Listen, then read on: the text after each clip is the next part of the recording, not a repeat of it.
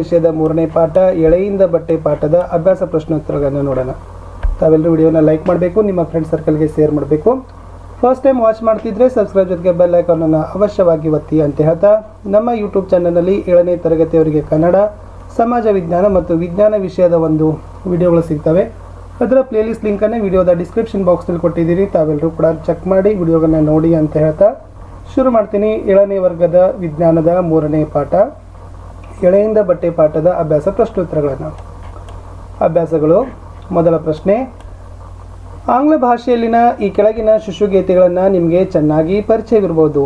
Baba black sheep, have you any wool, Mary had a little lamb, whose fleece was white as snow. So ಎಲ್ಲ ನಿಮಗೆ rhymes ಅಂದರೆ ಶಿಶುಗೀತೆಗಳು. Already ತಾವೆಲ್ಲರೂ ಇವ್ರನ್ನ ಓದಿರಬಹುದು ಅನ್ನೋದನ್ನು ಅವ್ರು ಏನು ಮಾಡಿದ್ರು ನಿಮಗೆ ನೆನಪನ್ನು ಮಾಡಿದ್ದಾರೆ. ಮುಂದೆ ಈ ಕೆಳಗಿನವುಗಳನ್ನು ಉತ್ತರಿಸಿದಲ್ಲಿ ಮೊದಲ ಪ್ರಶ್ನೆ ಇತ್ತು, ಕರಿಕುರಿಯ ದೇಹದ ಯಾವ ಭಾಗಗಳು ಉಣ್ಣೆಗಳನ್ನು ಹೊಂದಿದೆ? ಸೊ ಉತ್ತರ ನೋಡೋದಾದರೆ ಕರಿಕುರಿಯ ದಟ್ಟವಾದ ಕೂದಲಿನ ಎಳೆಗಳಿಂದ ಉಣ್ಣೆ ಉತ್ಪಾದನೆಯಾಗುತ್ತದೆ. ಮುಂದಿನ ಪ್ರಶ್ನೆಗೆ ಹೋಗೋಣ. ಪ್ರಶ್ನೆ ಸಂಖ್ಯೆ ಬಿ ಇದೆ, ಕುರಿಮರಿಯ ಬಿಳಿ ತುಪ್ಪಳ ಯಾವುದರಿಂದ ಉಂಟಾಗ್ತದ? ಸೊ ಸರಿಯಾದ ಉತ್ತರ ಇರೋದು, ಸೊ ಕುರಿಮರಿಯ ಬಿಳಿ ತುಪ್ಪದಲ್ಲಿ 2 ವಿಧದ ಎಳೆಗಳಿರ್ತವೆ. ಒಂದು ಒರಟಾದ ಹೊರ ಕೂದಲು, ಎರಡನೇದು ಚರ್ಮದ ಹತ್ತಿರಕ್ಕೆ ನಯವಾದ ಸೂಕ್ಷ್ಮ ಒಳಗೂದಲು ಅಂತ ಉತ್ತರ ಬರೀಬೇಕು.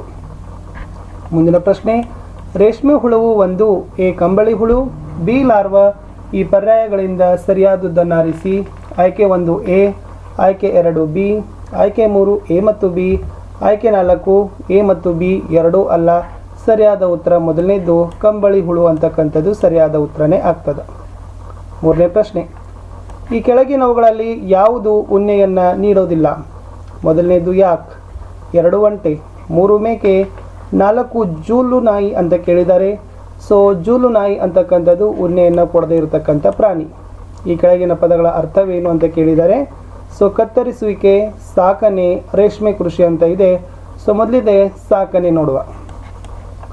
ಉಣ್ಣೆಯನ್ನು ಪಡೆಯಲು ಕುರಿಗಳನ್ನು ಸಾಕುವುದಕ್ಕೆ ಸಾಕಣೆ ಅಂತ ಕರೀತಾರೆ. ಅಂದರೆ ಮನುಷ್ಯ ವಿಶೇಷವಾಗಿ ಏನು ಮಾಡ್ತಾನಪ್ಪ ಅಂದ್ರೆ ಕುರಿಗಳನ್ನು ಸಾಕ್ತಕ್ಕಂಥ ಮೊದಲ ಉದ್ದೇಶ ಏನು ಉಣ್ಣೆಗಳನ್ನು ಪಡಿಬೇಕು ಅನ್ನೋ ಸಲುವಾಗಿ.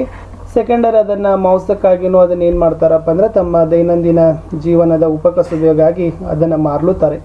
ಬಟ್ ಮುಖ್ಯ ಉದ್ದೇಶ ಸಾಕಣೆ ಅಂತಂದರೆ ಈ ಉಣ್ಣೆಯನ್ನು ಪಡಿಲಿಕ್ಕೆ ಕುರಿಗಳನ್ನು ಸಾಕಿಸೋದಕ್ಕೆ ಸಾಕಣೆ ಅಂತ ಕರೀತಾರೆ.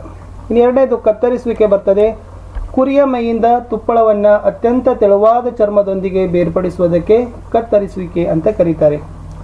ಈ ಕುರಿಗಳ ಮೈ ಮೇಲೆ ತುಪ್ಪಳ ಇರ್ತದೆ, ಅದನ್ನು ಚರ್ಮದೊಂದಿಗೆ ಏನು ಮಾಡ್ತಾರಪ್ಪ ಅಂದ್ರೆ ಬೇರ್ಪಡಿಸ್ತಾರೆ, ಅದನ್ನೇ ಕತ್ತರಿಸುವಿಕೆ ಅಂತ ಕರೀತಾರೆ. ಮುಂದೆ ರೇಷ್ಮೆ ಕೃಷಿ ಇದೆ. ರೇಷ್ಮೆಗಾಗಿ ರೇಷ್ಮೆ ಹುಳುಗಳನ್ನು ಸಾಕುವುದೇ ರೇಷ್ಮೆ ಕೃಷಿ. ಸೊ ರೇಷ್ಮೆ ಕೃಷಿ ಅಂದರೆ ತಮಗೆ ಗೊತ್ತಿರ್ಬೋದು, ರೇಷ್ಮೆ ಹುಳುಗಳನ್ನು ಸಾಕಾಣಿಕೆ ಮಾಡೋದನ್ನು ಇವತ್ತೇನಂತ ಕರೀತಾರಪ್ಪ ಅಂದ್ರೆ ರೇಷ್ಮೆ ಕೃಷಿ ಅಂತ ಕರೀತಾರೆ. ಮುಂದಿನ ಪ್ರಶ್ನೆಗೆ ಹೋಗೋಣ. 5ರಲ್ಲಿ ಉಣ್ಣೆ ಸಂಸ್ಕರಣೆಯ ಹಂತಗಳ ಶ್ರೇಣಿಗಳನ್ನು ಕೆಳಗೆ ನೀಡಿದೆ. ಬಿಟ್ಟು ಹೋಗಿರುವ ಹಂತಗಳು ಯಾವುವು? ಅವುಗಳನ್ನು ಸೇರಿಸಿ ಅಂತ ಕೊಟ್ಟಿದ್ದಾರೆ. ಇಲ್ಲಿ ಮೊದಲಿಗೆ ಕತ್ತರಿಸುವಂತ ಕೊಟ್ಟು ವಿಂಗಡಿಸೋದು ಕೊಟ್ಟಿದ್ದಾರೆ. ಮಧ್ಯದಲ್ಲಿ ಇಲ್ಲಿ 2 ಬಿಟ್ಟಿದ್ದಾರೆ, ಆಮೇಲೆ ಈ ಕಡೆ ಬಿಟ್ಟಿದ್ದಾರೆ. ಸೊ ಸರಿಯಾದ ಏನಾಗ್ತದೆ ಅಂದರೆ, ಸೊ ಫಸ್ಟ್ ಕತ್ತರಿಸೋದು, ಎರಡನೇದು ಉಜ್ಜಿ ಶುಭ್ರಗೊಳಿಸೋದು, 3 ವಿಂಗಡಿಸೋದು, ಪುರಳೆಗಳನ್ನು ಸ್ವಚ್ಛಗೊಳಿಸೋದು, ಬಣ್ಣ ನೀಡುವಿಕೆ, ಸುತ್ತುವಿಕೆ. ಇದು ಏನಾಗ್ತದಪ್ಪ ಅಂದರೆ ಕರೆಕ್ಟಾಗಿರ್ತಕ್ಕಂಥ ಹಂತಗಳು ಆಗ್ತವೆ. ಇನ್ನು 6ನೇ ಪ್ರಶ್ನೆ, ರೇಷ್ಮೆ ಪತಂಗದ ಜೀವನ ಚರಿತ್ರೆಯಲ್ಲಿ ರೇಷ್ಮೆ ಉತ್ಪಾದನೆಗೆ ನೇರವಾಗಿ ಸಂಬಂಧಿಸಿದ 2 ಹಂತಗಳ ಚಿತ್ರಗಳನ್ನು ಬರೀರಿ. ಇಲ್ಲಿ ಈ ರೇಷ್ಮೆ ಪತಂಗದ ಜೀವನ ಚರಿತ್ರೆಯಲ್ಲಿ ರೇಷ್ಮೆ ಉತ್ಪಾದನೆಗೆ ನೇರವಾಗಿ ಸಂಬಂಧಿಸಿದ 2 ಚಿತ್ರಗಳಂದರೆ, ಸೊ ಇಲ್ಲಿ ಹಿಪ್ಪು ನೇರಳೆ ಎಲೆಗಳ ಮೇಲಿನ ಮೊಟ್ಟೆಗಳು, ಆಮೇಲೆ ರೇಷ್ಮೆ ಹುಳು ಅಂತಕ್ಕಂಥದ್ದು. ಈ 2 ಚಿತ್ರಗಳು ಏನಾಗ್ತಾವಪ್ಪ ಅಂದರೆ ಇದಕ್ಕೆ ಸಂಬಂಧವನ್ನು ಪಡ್ತಾವೆ. ಇನ್ನು 7ರಲ್ಲಿ ಹೋಗೋಣ. 7ರಲ್ಲಿರ್ತಕ್ಕಂಥದ್ದು, ಈ ಕೆಳಗಿನವುಗಳಲ್ಲಿ ರೇಷ್ಮೆ ಉತ್ಪಾದನೆಗೆ ನೇರವಾಗಿ ಸಂಬಂಧಿಸಿರುವ 2 ಪದಗಳು ಯಾವುವು? ಅವ್ರು ತುಂಬಾ ಪದ ಕೊಟ್ಟಿದ್ದಾರೆ.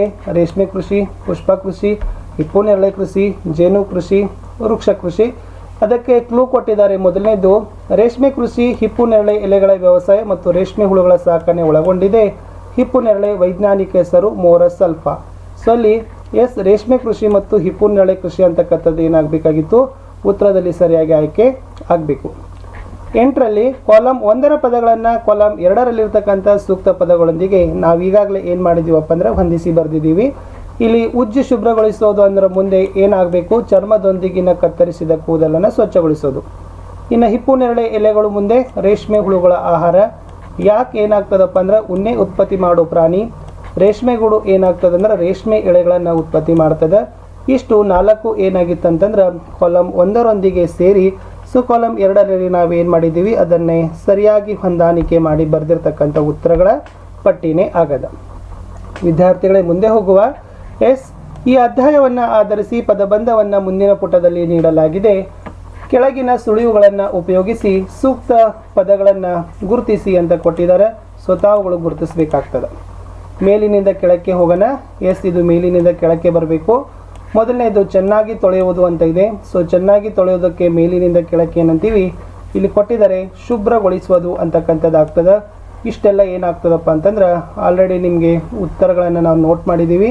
ಶುಭ್ರಗೊಳಿಸುವುದು ಅಂತಕ್ಕಂಥದ್ದು ಸರಿ ಉತ್ತರ. ಎರಡನೇದು ಹೋಗೋಣ. ಪ್ರಾಣಿ ಜನ್ಮ ಎಳೆ ಅಂತ ಇದೆ, ಮೇಲಿನಿಂದ ಕೆಳಕ್ಕೆ ಇದೆ. ಏನಾಗ್ತದ ಪ್ರಾಣಿ ಜನ್ಮ ಎಳೆ ಅಂದರೆ ಇಲ್ಲಿ ಉತ್ತರ ಇದೆ ರೇಷ್ಮೆ ಅಂತಕ್ಕಂಥದ್ದು ಸರಿಯಾದ ಉತ್ತರ, ಯಾಕಂದ್ರೆ ಅದು ಮೇಲಿನಿಂದ ಕೆಳಗೆ ಬರಬೇಕು. ಮೂರನೇದು ಹೋಗೋಣ.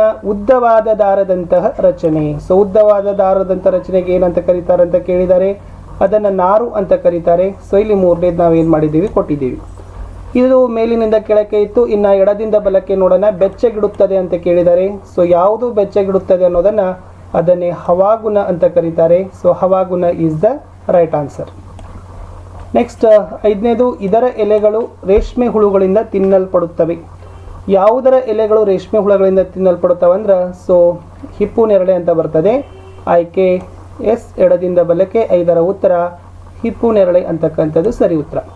ಕಡೆಗೆ ಒಂದೇ ಉಳಿತು. ಹುಳುವಿನ ಮೊಟ್ಟೆಯೊಡೆದು ಹೊರ ಬರುತ್ತದೆ. ಯಾವುದು, ಅದೇ ಇರೋದು ಲಾರ್ವಾ ಹುಳು ಅಂತಕ್ಕಂಥದ್ದು ಸರಿಯಾದ ಉತ್ತರ ಆಗ್ತದೆ. ಇದು 6ನೇ ಉತ್ತರ ಬಂತು. ಇಷ್ಟು ವಿದ್ಯಾರ್ಥಿಗಳೇ ನಾವು ನಿಮಗೆ 9ನೇ ತರಗತಿಗೆ ಎಳೆಗಳಿಂದ ಬಟ್ಟೆ ಅಂತಕ್ಕಂಥ ಪಾಠದಲ್ಲಿ ಏನೆಲ್ಲ ಒಂದು ಇಂಪಾರ್ಟೆಂಟ್ ಕ್ವಶನ್ ಆನ್ಸರ್ಸ್ಗಳಿದ್ದಾವೆ ಅನ್ನೋದನ್ನು ನಾವು ನಿಮಗೆ ಕೊಟ್ಟಿದ್ದೀವಿ. ತಮ್ಮೆಲ್ಲರಿಗೂ ಕೂಡ ಇದು ವಿಡಿಯೋ ಇಷ್ಟ ಆಯಿತು ಅಂತ ಅಂದ್ಕೊಂಡಿದ್ದೀನಿ. ಇಷ್ಟ ಆದರೆ ವಿಡಿಯೋನ ಖಂಡಿತವಾಗಿ ತಾವೆಲ್ಲರೂ ಕೂಡ ಲೈಕ್ ಮಾಡಬೇಕು. ನಿಮ್ಮ ಫ್ರೆಂಡ್ ಸರ್ಕಲ್ಗೆ ಶೇರ್ ಮಾಡಲಿಕ್ಕೆ ಮರಿಬಾರ್ದು.